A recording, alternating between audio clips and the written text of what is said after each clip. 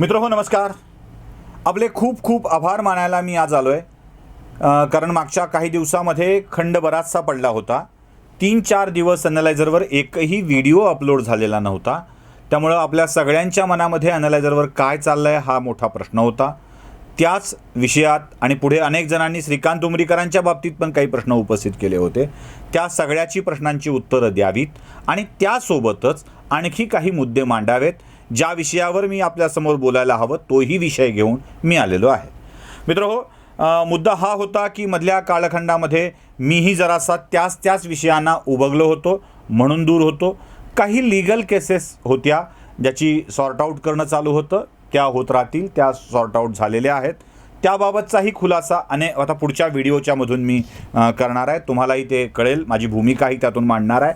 मी जी काही भूमिका घेतली आहे तीही आपल्यासमोर मांडणार आहे. त्यामुळं तिथेही या सगळ्या त्या कामामध्ये तो तणाव आणि रोजचा तोपणा यातून थोडासा उबगलो होतो, म्हणून काही दिवस बंद होतं.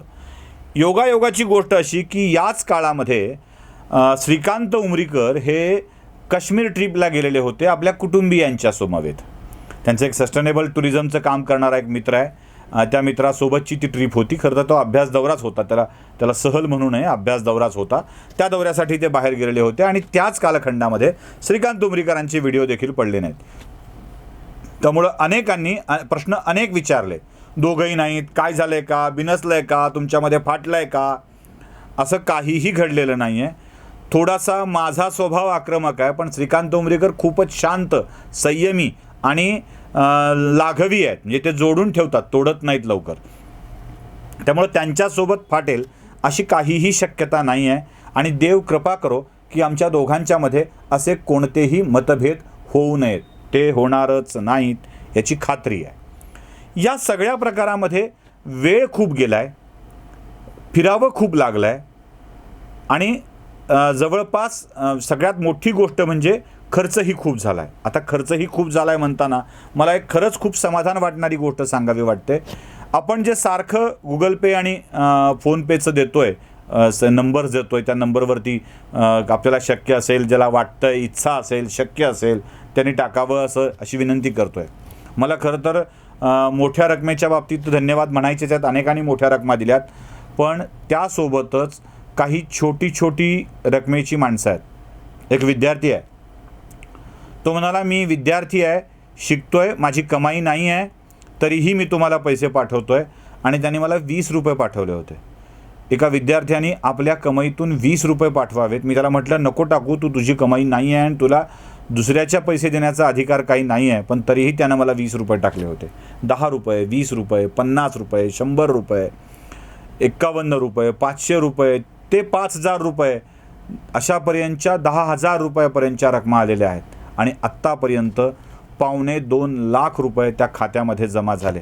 त्यामुळे या सगळ्या प्रोसेसमध्ये खर्च करताना मला खूप म्हणजे इतकं छान वाटलं की हा पैसा मला लीगलच्या किंवा अन्य कामांमध्ये, ज्या माझ्या अडचणीच्या प्रसंगांमध्ये तो उपयोगाला आलेला आहे. त्यामुळं आपल्या सगळ्यांचे मला मनपूर्वक आभार मानायचे आहेत की हे सगळं आपण दिलेलं प्रेम आणि धन दोन्हीही माझ्या खूप उपयोगाला आलेलं आहे, खूप उपयोगाला आलं आहे.